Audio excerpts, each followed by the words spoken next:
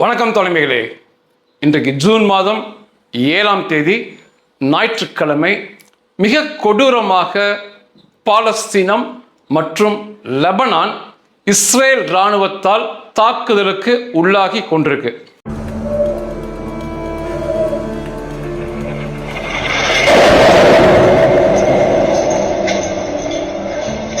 நான் பாலஸ்தீனம் அப்படின்னு சொன்னா காசாவை தாண்டி மேற்கு கரையும் சேர்ந்து அடிக்கப்படும் போது தான் பாலஸ்தீனம் என்ற வார்த்தையை உபயோகப்படுத்துவேன். காசாவை மட்டும் அடித்தாங்கன்னா காசா என்று பேசுவேன். பாலஸ்தீனம் அடிக்கப்படுகிறது, லெபனான் அடித்து நொறுக்கப்படுகிறது. லெபனானில் 1/5 லெபனான் என்ற தேசத்தில் 1/5 இஸ்ரேல் இராணுவத்தினர் கைப்பற்றி தொடர்ச்சியாக முன்னேறாங்க. அதை தாண்டி முன்னேறி கொண்டிருக்காங்க. அமெரிக்கா சொன்ன பேச்சுவார்த்தை நிறுத்தம் என்பது கொஞ்சமும் மதிக்கப்படவில்லை. அதை தாண்டி நீங்கள் பார்த்துருப்பீங்க, கேள்விப்படுவீங்க. 7 மாத குழந்தை, வெறும் 7 மாத குழந்தை இஸ்ரேல் இராணுவத்துடைய துப்பாக்கி குண்டுக்கு இரையாகி முன்னெற்றியை துளைத்த குண்டு பின்னெற்றி வழியாகவே போயிடுச்சு. மிக கொடூரமான மரணம் என்று படிச்சிருப்பீங்க. அதை தாண்டி மொத்த ஒரு குடும்பம், அரபு குடும்பம் பாலஸ்தீனத்தில் கொல்லப்பட்டார்கள். அதனுள்ளே ஒரு மாற்றுத்திறனாளி குழந்தை கூட இருந்துச்சுன்னு சொல்லி படிப்பீங்க.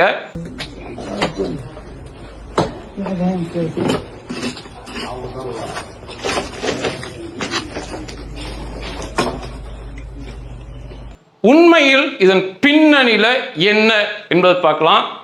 இவ்வளோ அடிபடும் போதுமே இந்த இஸ்லாமிய அரபிய உலக நாடுகள் தூங்கி வழிவது மிகப்பெரிய வேதனை அளிக்கிறது. இந்த வார்த்தையை நான் பதிவு பண்ணல. ஹமாஸ் உடைய செய்தி தொடர்பாளன் அபு ஒபைதாம்பாங்க. அதாவது ஒவ்வொருத்தனையா கொல்லுவாங்க, அடுத்த வர எல்லோருமே அபு ஒபைதாங்கிற பேர்ல வருவானுங்க. முகத்தை மூடிக்கொண்டு பேசுவது இவர்கள் வழக்கம். முதலாக அபு ஒபைதான் ஒருத்தன் வந்து இது ஆரம்பிச்சு வச்சான். அவனை கொன்னாங்க, அடுத்து கொன்னாங்க, அடுத்து கொன்னாங்க. இப்ப வர எல்லாமே பெயர் அபு ஒபைதா தான். அவன் வந்து நேற்று அவனுடைய கவலையை வெளிப்படுத்தியிருக்கான். 3வது முறையா பேசினான். அவன் பேசும்போது சொன்னான், இத்தனை இஸ்லாமிய அரபிய நாடுகள் இருந்தும் உங்கள் சகோதரர்களாகிய நாங்கள் இப்படி ஒரு நரகத்தில் வாழ்வது, அடித்து நொறுக்கப்படுவது வேதனை கொடுக்கக்கூடிய அம்சம் பேசியிருந்தான். உண்மையாகவே நிஜம்தான். இத்தனை அரபு நாடுகள் இருந்துமே இவ்வளோ பெரிய தாக்குதல்கள். இப்போ நீங்கள் பார்க்குற வீடியோவில் வந்து பள்ளி வாசல் குறிவைத்து தாக்கப்படுவது, இது என்னைக்கு நடந்துச்சுன்னு தெரியல. ஆனால் 2 தினங்கள் முன்னால் பாலஸ்தீனிய அங்கீகரிக்கப்பட்ட செய்தி நிறுவனத்தில் வெளியான வீடியோ.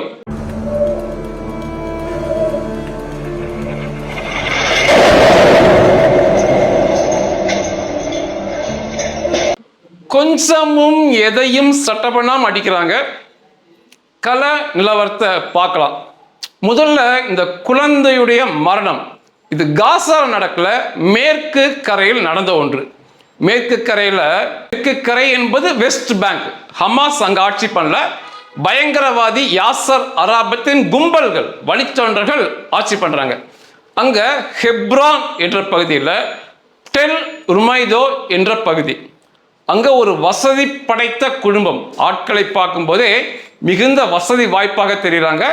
அவங்க கார் வந்து அதைவிட மிக ஒரு லக்ஸரியான காராக தெரிகிறது. அதில் கொல்லப்பட்ட அந்த 7 மாத சிறுவனுடைய பெயர் சாம் ஃபெபோ அபு ஹைக்கல். இந்த சின்ன குழந்தையோட பேர். இவங்க வந்து வெள்ளிக்கிழமை, நான் ஞாயிற்றுக்கிழமை பேசிட்டு இருக்கேன், வெள்ளிக்கிழமை விடுமுறை ஆதலால் ஹெப்ரான்ல இருந்து பெத்லஹேமுக்கு சுற்றுலாவாக போறாங்க. பெத்லஹேம் போறாங்க. ஒரு நாள் இன்ப சுற்றுலாவாக அப்பா, அம்மா, பாட்டி மற்றும் 2 குழந்தைகள், அதில் இந்த கை குழந்தையோட கார் போகுது. இது என்ன பிரச்சனைனா, அவன் வீட்டை தாண்டி அவன் காரை ஓட்டிக்கிட்டு வரான். கொஞ்சம் தூரம் வரும்போது 4 இஸ்ரேலிய இராணுவ வீரர்கள் மற்றும் இஸ்ரேலிய வாகனங்களை பார்க்கலாம். ஏன் வந்து மேற்கு கரையில் வெஸ்ட் பேங்க்ல இஸ்ரேல் இராணுவ வீரர்கள் இருக்காங்கன்னா, அங்கே வந்து இஸ்ரேலுடைய செட்லர்ஸ் அப்படிங்கிறவங்க குடியிருப்பாங்க மேற்கு கரையில். செட்லர்ஸ் என்ன சொல்லுவாங்கன்னா, அந்த பகுதி இஸ்ரேலுடைய பகுதிம்பாங்க. அந்த மேற்கு கரைக்காரங்க என்ன சொல்லுவாங்கன்னா, இல்லை அது எங்களுடைய பகுதி, செட்லர்ஸ் ஆக்கிரமிப்பு பண்ணுறாங்க அப்படிம்பாங்க. ஆனால் தொடர்ச்சியாக இந்த இஸ்ரேலுடைய மத வெறி பிடித்த செட்லர்ஸ் அவங்க அந்த இடத்துல தொடர்ச்சியாக குடி பட்டுக்கொண்டே இருப்பாங்க. அவர்களை பாதுகாக்க அவர்களிடமே இயந்திர துப்பாக்கிகள், கைத்துப்பாக்கிகள் இருக்கும். அதை தாண்டி இஸ்ரேல் இராணுவ வீரர்கள் அவர்களுக்கு பாதுகாப்பாக நிற்பாங்க. அப்படி பாதுகாப்பு பணியில் இருந்ததுதான் அந்த 4 இஸ்ரேல் இராணுவ வீரர்கள். இவங்களை பார்த்தோன்னே அந்த கார் ஓட்டி வந்தவன் பயந்து முதல்ல காரை நிப்பாட்டிடுறான். காரை நிறுத்திக்கிட்டு காரை ஆஃப் பண்ணல, ஆக்சிலேட்டரில் இருக்காங்க, கால் வைக்கிறான், ஆக்சிலேட் பண்ணுறான். காரை அந்த ஆக்சிலேட்டர் பண்ணும்போது சத்தம் வரும், பண்ணுறான். ஆனால் கார் நின்றுச்சு. 10 மீட்டர் தொலைவில் இஸ்ரேல் இராணுவ வீரர்கள் நிற்கிறாங்க. இவன் முன்ன போகிறதா பின்ன போகிறதா அப்படின்னு ஒரு குழப்பத்தில் இருக்கான். இஸ்ரேல் இராணுவ வீரருக்கு என்ன புரியுதுன்னா, அவன் ஒரு பயங்கரவாதி, காரை ஏற்றி கொல்லப் போகிறான், அவன் ஒரு இம்மீடியட் த்ரெட், அவன் மிகப்பெரிய அழிவுக்கு ஒப்பானவன் நினைச்சு இயந்திர துப்பாக்கியை அவனை நோக்கி நீட்டுறாங்க. ஆனால் உள்ளுக்குள்ள பின் சீட்டில் பாட்டி அம்மா எல்லாமே இருக்காங்க. ஆனால் முன்னால் இவன் இருக்கான். இவனை பார்த்துக்கிட்டு இதெல்லாமே நொடிப்பொழுது நடக்குது. இப்போ நான் விரிவாக பேசிகிட்டு இருக்கேன், எல்லாம் நொடியில் முடிஞ்ச சமாச்சாரம்.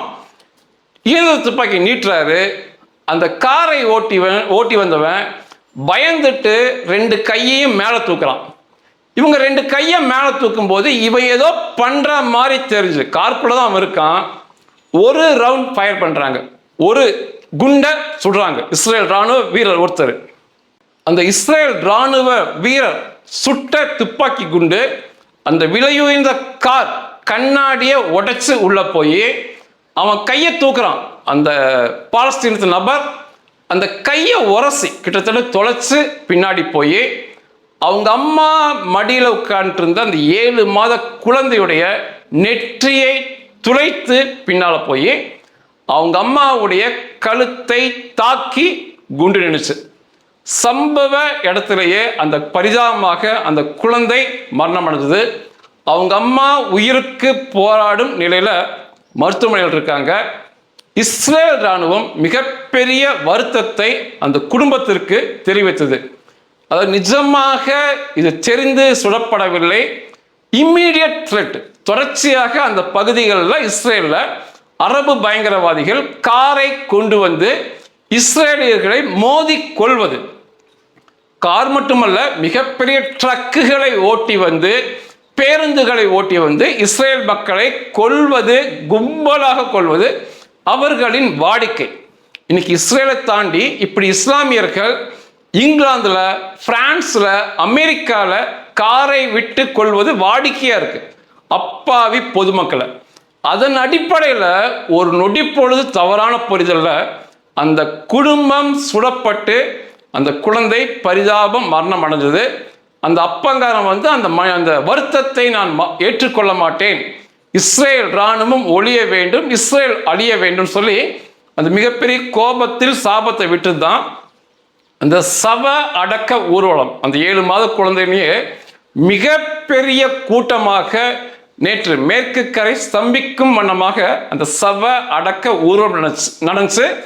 இது மிகப்பெரிய கொந்தளிப்பை மேற்கு கரையில் நேற்று கொடுச்சு. இதுதான் இந்த செய்தியுடைய உண்மையான பின்னணி. இவர்கள் இந்த பயங்கரவாதத்தில் ஈடுபடுவதால் தான் இவர்கள் இப்படி கொல்ல வேண்டியிருக்கு. இதில் பரிதாபமாக குழந்தைகள்லாம் மாட்டிக்கொள்வது ஒரு வருத்தத்துக்கு உரிய விஷயம்.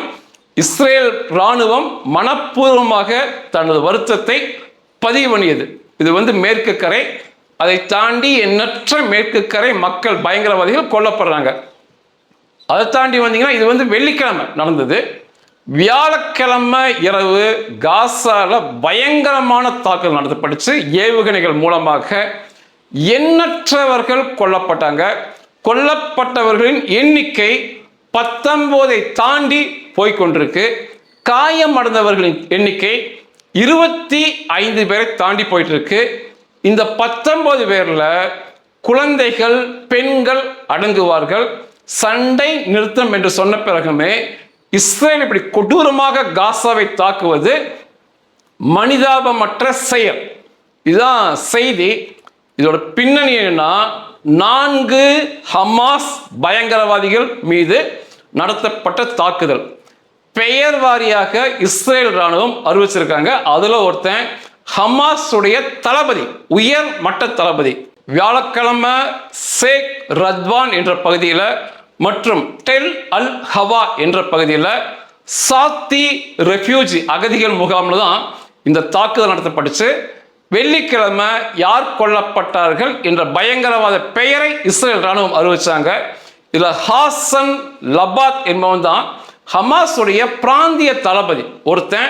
2வது அசீம் சுபார், 2வது, 3வது அப்துல்லா அபு காலப், 4வது முகமது அபு மாரா. இந்த 4 ஹமாஸ் பயங்கரவாதிகளுக்கு வைக்கப்பட்ட குறிதான். சம்பவம் நடந்த வியாழக்கிழமை 3 இஸ்ரேலிய ஹெலிகாப்டர்கள் அல்லது 4 இஸ்ரேலிய ஹெலிகாப்டர்கள் காசாவுக்குள் ஊடுருவி ஏவுகணைகள் மூலமாக தொடர்ச்சியான தாக்குதலை நடத்தினாங்க. அதில் இந்த தளபதி ஹாசன் லபாத் வீட்டில் அவன் மனைவி, 3 குழந்தைகள், 3 குழந்தைகள்ல ஒரு குழந்தை மாற்றுத்திறனாளி குழந்தை மொத்தமாக துடைத்து எறியப்பட்டார்கள். இஸ்ரேல் ராணுவம் என்ன சொல்றாங்கன்னா, இவனையெல்லாம் பிடிப்பதே கஷ்டம், இந்த ஹாசன் லபாத் சிக்கிறதே கஷ்டம். உளவுத்துறை தகவல் கிடைக்கும் போது மின்னல் வேகத்தில் அவனை தப்பிக்க விடாம கொல்ல வேண்டும். அப்படி கொல்லும் போதுதான் இந்த பெண்கள், குழந்தைகள் மாட்டிக்கொள்கிறார்கள் அப்படின்னு அவங்க கருத்தை தெரிவிச்சிருந்தாங்க. அதை தாண்டி மீதி 3 ஹமாஸ் பயங்கரவாதிகளை கொல்லும் போதுதான் அந்த குடும்பத்து நபர்களும் சேர்த்து கொல்லப்பட்டு மொத்தம் 19 பேர் கொல்லப்பட்டது. ஆனா இங்க என்ன செய்தி வருதுன்னா, பெண்கள், குழந்தைகள் கொல்லப்பட்டார்கள் என்ற செய்தி மட்டும்தான் வருது. பெண்களுக்கான, குழந்தைகளுக்கான குறியை ஒருபொழுதும் இஸ்ரேல் ராணுவம் வைக்காது. ஆனா இப்படி பயங்கரவாதிகளை விடாமல் கொல்லும் போது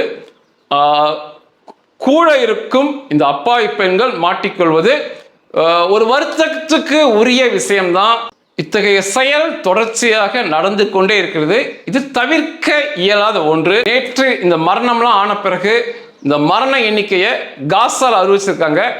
காசாவில் மட்டும் இன்று வரை 72,945 பேர், அதாவது 73,000 நெருங்க போகிறது மரண எண்ணிக்கை. பெயர் சொல்லப்பட்டவர்களின் மரண எண்ணிக்கை இது. அதை தாண்டி 1,73,11 பேர் பெரிய காயம் ஆயிருக்காங்க. இன்னும் தொடருது. காசா என்ற நிலப்பகுதியில் 70%, 60% இஸ்ரேல் ராணுவ கட்டுப்பாட்டில் இருக்கு. மீதம் 10% பிடிச்சுக்கிட்டு இருக்காங்க, முன்னேறிட்டு இருக்காங்க. 70% இல்லை, வெறும் 30% அத்தனை லட்சம் மக்கள் தண்ணீரின்றி, எரிபொருள் இன்றி, மின்சாரம் இன்றி, சரியான உணவுகள் இன்றி, பிற வாழ்க்கைக்கு தேவையான பொருட்கள் இன்றி பரிதாபமான முறையில் வாழ்ந்து வருகிறார்கள். நிச்சயமா மாற்று வழியை இவங்க தேடிக்கலாம். இவர்கள் அண்டை நாடுகள் எகிப்து, ஜோர்டானிலிருந்து ஊடுருவி ஆக்கிரமிப்பாளராக இஸ்ரேலுக்கு அந்த பகுதியை ஆக்கிரமிப்பு பண்ணவங்க எங்கிருந்து வந்தாங்களோ அங்கேயே போயிட்டாங்கன்னா இவர்கள் நன்றாக வாழலாம். அதை தாண்டி இவர்களுக்கென்று சோமாலி லேண்ட் என்ற பகுதி, சோமாலி அது பக்கத்தில் இஸ்ரேல் வாங்கி வச்சிருக்காங்க. அந்த சோமாலி லேண்டுக்கு இவங்க குடி போகலாம். அங்கே நல்ல மீன்பிடி தொழில் இருக்கு, கால்நடைகள் அநேகம் அங்கே இருக்கு. அதையெல்லாம் வளர்த்தி மீன்பிடி தொழில் செய்து அந்த பகுதியை இன்னும் முன்னேற்றி எந்தவித குண்டு விழுதுமோ துப்பாக்கியில் சுடுவாங்களோ என்ற எந்த பயமும் இன்றி அந்த பெரிய நிலப்பரப்புல சந்தோஷமா வாழலாம். இந்த ஆக்கிரமிப்பு பாலஸ்தீன பயங்கரவாத பிரிய மக்கள். ஆனா அதையும் செய்யாம அவங்களும் நல்லா வாழாம இப்படி பரிதாபமான முறையில் மரணம் அடைஞ்சு அந்த இஸ்ரேல் மக்களையுமே நிம்மதியாக, முழு நிம்மதியாக வாழ விடாம இப்படி ஒரு வாழ்க்கையில் இருப்பதே புரியாத புதிரா இருக்கு. போயிடலாம், நல்ல இடம் இருக்கு, போறதுக்கு பணம் தரேங்கிறாங்க, டிக்கெட் போட்டு தரேங்கிறாங்க, கை செலவுக்கு 1 வருஷத்துக்கு சாப்பாடு பொருள் தரேங்கிறாங்க. அப்போ அங்கே போய் நிம்மதியாக வாழலாம். ஆனால் இந்த மக்கள் இதை தான் விரும்புகிறாங்கன்னு சொல்லி எனக்கு புரிய வருது. மேற்கு கரை மற்றும் இந்த காசா மிகப்பெரிய பேரழிவு, உயிரிழப்பு அங்கே அந்த அரபு மக்களுக்கு இருக்கு. அந்த பகுதியில் எந்த இஸ்ரேலிய மக்களும் எந்த இஸ்ரேலிய இராணுவ வீரரும் உயிரிழப்பு அங்கே நடக்கல. ஆனால் அந்த மக்களின் உயிரிழப்பு மற்றும் காயங்கள் மிகப்பெரிய அளவில் இருக்கு. அதை தாண்டி லெபனானுக்கு வந்தால் கடைசி 3 நாட்களில் 150 இடங்களில் மிகப்பெரிய அளவு குண்டு வீசி தாக்குதலை நடத்தியிருக்கு இஸ்ரேல் இராணுவம். அமெரிக்க அதிபர் அந்த பேஃப்ரோட் கோட்டையை பிடிச்ச பிறகு உடனடியாக சண்டை நிறுத்தம் வருது, ஒரு துப்பாக்கி குண்டு கூட பாயாதுன்னு சொன்னாரு ட்ரம்ப். கொஞ்சம் கூட சட்டை செய்யவில்லை. முதல்ல அந்த சண்டை நிறுத்தத்தை வேண்டாம், ஏற்றுக்கொள்ள மாட்டேன் என்று சொன்னது ஹிசபுல்லா தான். ஹிசபுல்லா பயங்கரவாத இயக்கத்தின் தலைவன் அந்த நாயிம் காசிம் அந்த சண்டை நிறுத்தத்தை நாங்கள் ஏற்க மாட்டோம், தொடர்ந்து புனித போர் செய்து கொண்டே இருப்போம்னு சொல்லி அவன் தான் அறிவிச்சான். அந்த அறிவிப்பு ஒன்று போதுமானது. இஸ்ரேல் இராணுவம் இந்த 3 நாளில் 150 குண்டுகள், மிக கொடூரமாக 150 இடங்கள் குண்டுகள் அதை தாண்டி இருக்கும், போட்டு பேரழிவை கொடுத்திருக்காங்க. இஸ்ரேல் லெபனான், அந்த லெபனானுக்குள்ள 30 கிலோமீட்டர் பிடித்து லித்தானி ஆற்றுப்படுகை வரைக்கும் பிடிச்சிருந்தாங்க. அந்த பீஃபோர்ட் கோட்டையை பிடிச்சது மிகப்பெரிய சாதனையாக பார்க்கப்பட்டது. இன்றைக்கு அந்த லித்தானி ரிவரை ஆற்றை தாண்டி இஸ்ரேல் இராணுவம் முன்னேறி சென்று கொண்டிருக்கு. இன்றைக்கு வரைக்கும் பிடிக்கப்பட்ட பகுதினா 2000 கிலோமீட்டர் பகுதிகள் இஸ்ரேல் இராணுவ வீரர்கள் பிடிச்சிருக்காங்க. லெபனானுடைய அந்த பரப்பளவில் 1/5 பங்கு லெபனான் இஸ்ரேல் கைவசம் வந்திருக்கு. தொடர்ச்சியான தாக்குதல் போயிட்டு இருக்கு. அங்கே மிகப்பெரிய அளவில் தாக்குதல் ஆனது. லெபனான் இராணுவத்தின் பிரிகேடியர் ஜெனரல் சமீர் சபாரா மற்றும் லெபனான் இராணுவத்தின் கேப்டன் எலி காரக் அவங்க 2 பேர் உட்பட 4 லெபனான் இராணுவ வீரர்கள் கார் மீது ஏவுகணை தாக்குதலால், இஸ்ரேல் ஏவுகணை தாக்குதலால் கொல்லப்பட்டாங்க. இதுவரைக்கு லெபனான் இராணுவத்தில் கொல்லப்பட்ட மூத்த அதிகாரி இந்த பிரிகேடியர் ஜெனரல். அப்படி ஒரு கார் இருந்துச்சா அப்படின்னு தெரியாத அளவுக்கு அந்த கார் முற்றாக நாசமாக்கப்பட்டது. இதுக்கு இஸ்ரேல் இராணுவம் என்ன விளக்கம் சொல்றாங்க அப்படின்னா, லெபனான் இராணுவத்தை கொண்டதுக்கு லெபனான் இராணுவத்தோட எங்களுக்கு பிரச்சனை இல்லை, ஆனால் அவனுங்க இந்த சண்டை மிக உக்கிரமாக நடக்கும் லித்தானி ஆற்றுப்படுகை அந்த பகுதியில் சந்தேகத்துக்கு இடமான முறையில் காரில் சுற்றி திரிந்தார்கள். அந்த கார் ஒரு ஆபத்தை விளைவிக்கும் கார் என்று நினைத்து அந்த கார் மீது ஏவுகணை தாக்குதல் நடத்தப்பட்டுச்சு. கார் முற்றாக அழிக்கப்பட்டது. அப்புறம் பார்த்தாதான் அது இசபுல்லா பயங்கரவாதி அல்ல, லெபனான் இராணுவ அதிகாரின்னு தெரிய வந்துச்சு. 2 பேருக்கும் மிகப்பெரிய வித்தியாசம் இல்லை. லெபனான் இராணுவத்திலேயே மனசார இசபுல்லா பயங்கரவாதிகளை ஆதரிக்கும் ஆட்கள் இருக்காங்க. சண்டை நடக்கும் பகுதிக்கு, இஸ்ரேல் இராணுவம் பிடித்த பகுதிக்கு இவர்கள் வருவது தேவையற்ற செயல். இவங்க அங்கே வராமல் லெபனான் அந்த பக்கம் இருந்தால் இந்த பிரச்சனை நடக்க போறதில்லை. இன்னைக்கு வரைக்கும் லெபனானில் 12 லட்சம் மக்கள், லெபனான் மக்கள் வீட்டை விட்டு விரட்டி அடிக்கப்பட்டிருக்காங்க. வேற பகுதிக்கு பாலங்கள், இணைப்பு பாலங்கள் தகர்க்கப்பட்டிருக்கு. இன்னும் அதிகமாக அந்த லெபனான் மக்களை வீட்டை விட்டு வெளியேற சொல்லி அறிக்கைகள் கொடுத்துக்கிட்டு இருக்காங்க. லித்தானி ரிவரை தாண்டி போயிட்டு இருக்காங்க. லெபனான் தலைநகர் பெய்ரூட் வரைக்கும் பிடிக்கப்படும் என்று தெரியுது. எண்ணற்ற இசபுல்லா பயங்கரவாதிகள் கொன்று குவிக்கப்படுறாங்க. ஆனால் இந்த நேற்று சனிக்கிழமை இரவு இஸ்ரேல் இராணுவ மாவீரர்கள் 2 பேர் வீர மரணம் அடைஞ்சிருக்காங்க லெபனான்ல.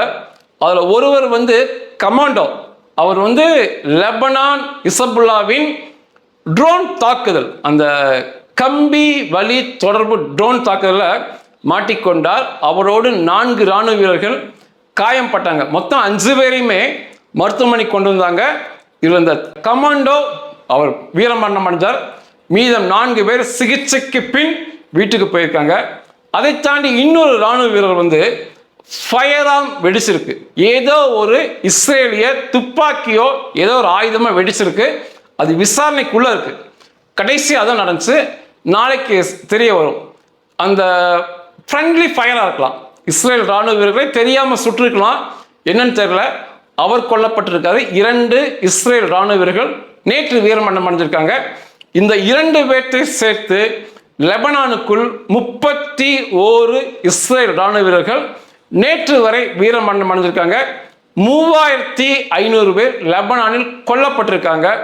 12,000 பேர் காயப்பட்டிருக்காங்க. இந்த 3500 பேர்ல 3000க்கு மேல இஸ்புல்லா பயங்கரவாதிகள் கொன்று குவிக்கப்பட்டு லெபனான் பிடிக்கப்பட்டு இன்னும் இஸ்ரேல் ராணுவ வீரர்கள் முன்னேறிட்டு இருக்காங்க. ட்ரம்ப் சொன்னது இங்க எதுவுமே எடுபடல. இந்த லெபனான், பாலஸ்தீனம் இவங்க இதெல்லாமே அழகாக இருந்த நாடுகள் தான், நன்றாக இருந்த மக்கள் தான். ஆனா பயங்கரவாதத்துக்கு துணை போனதால இவ்வளோ பெரிய பேரழிவு 2 பக்கமுமே கொடுக்கப்பட்டிருக்கு. ஆனா என்ன ஒரு மிகப்பெரிய ஆச்சரியம்னா, இவ்வளோ கஷ்டப்பட்டும் அந்த காசால ஹமாஸ் வேண்டாம் என்று எந்த குரலும் வரவில்லை. அந்த மேற்கு கரையில இந்த யாசர் அரபத் பயங்கரவாதியுடைய வழித்தோன்றர்கள் வேண்டாம் என்று எந்த குரலும் வரவில்லை. இதுக்கு மாறா இன்னொரு மிகப்பெரிய ஆச்சரியம் உங்களுக்கு இருக்கு. இப்ப மேற்கு கரையில ஆட்சி பண்றது இந்த யாசர் அரபத்துடைய வழித்தோன்றர்கள். ஆனா அந்த மேற்கு கரை மக்கள் இப்ப என்ன சொல்றாங்கன்னா, எங்களுக்கு இவங்க வேண்டாம், ஹமாஸ் தான் ஆட்சி பண்ணுங்கிறானுங்க. அவ்வளோ பெரிய பேரழிவை காசால பார்க்குறானுங்க, ஆனால் ஹமாஸ் ஆட்சி பண்ணுங்கிறானுங்க. அப்போ இந்த மக்கள்கிட்ட அடிப்படை கோளாறு, பிறவி கோளாறு இருக்குன்னே அர்த்தம். லெபனானில் இவ்வளோ பெரிய பேரழிவு நடக்குது, 2000 கிலோமீட்டர் பிடிச்சிட்டாங்க, 12 லட்சம் மக்களை வெளியே அனுப்பிட்டாங்க, திரும்ப அனுப்புகிறாங்க. இப்போ வரைக்கும் எவ்வளோ ஒரு குரல், இஸ்புல்லா எங்களுக்கு வேண்டாம் என்று ஒரு குரல் வரல. அப்போ இந்த மக்கள்கிட்டயே பிரச்சனை இருக்கு. அதை புரிந்து கொள்ளாமல் இந்த பன்றி பாகிஸ்தான் தேவையில்லாத வேலையை தொடர்ச்சியாக செய்கிறான். அதனுடைய ஃபீல்டு மார்ஷல் ஆசிம் முனீர் லெபனானில் உள்ள அவனுக்கு ஒத்த முப்படை தளபதியை அழைத்து, இப்போ அவன் அந்த லெபனானுடைய முப்படை தளபதி பாகிஸ்தானில் தான் இருக்கான். அங்கே அந்த பன்றி பாகிஸ்தானின் முப்படை தளபதி அவனுடன் பேச்சுவார்த்தை நடத்தி லெபனான் ராணுவ அதிகாரிகள் மற்றும் லெபனான் ராணுவ வீரர்களுக்கு பயிற்சி அளிக்கப் போவதாக, இஸ்ரேலுக்கு எதிராக சண்டை போடுவதற்கு பயிற்சி அளிக்கப் போவதாக தகவல் வந்திருக்கு. இன்றைக்கு லெபனான் முப்படை தளபதி பாகிஸ்தானில் தான் இருக்கான். இது அவனுக்கு தேவையில்லாத வேலை. அவனுக்கு அடி வாங்கிறது பயங்கரவாதத்துக்கு உறுதுணையாக இருப்பதால் தான் அவனுக்கு அடி வாங்குறானுங்க. அதான் இந்த பன்றி பாகிஸ்தான் புரிஞ்சுக்கொள்ளும். தொடர்ச்சியாக இஸ்ரேலுக்கு எதிராக செயல்பட்டு கொண்டே இருந்தால் விரைவில் பாகிஸ்தான் அடி வாங்குங்கிறதுல எந்த வித சந்தேகம் இல்லை.